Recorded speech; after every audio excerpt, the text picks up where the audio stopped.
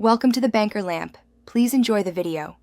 You start by collecting facts you already know: the Apple ID or email tied to Game Center, the last device you used, and any receipts. Once done, make sure you can access the trusted phone number or recovery email because verification will be required. If you don't remember exact dates, estimate within a month. Apple support accepts reasonable ranges.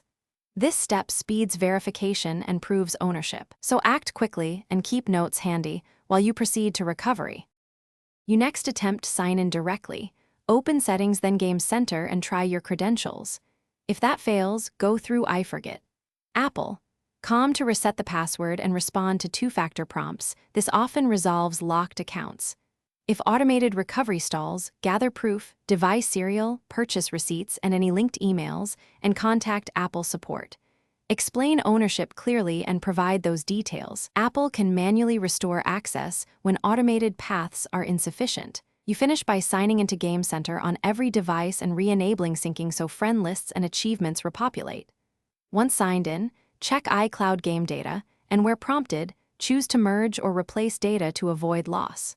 If purchases don't appear, use the App Store purchase history to restore. If recovery still fails, ask Apple support for escalation and wait 24 hours before repeating steps. Sometimes back-end resets take time. Keep your proof ready and remain patient.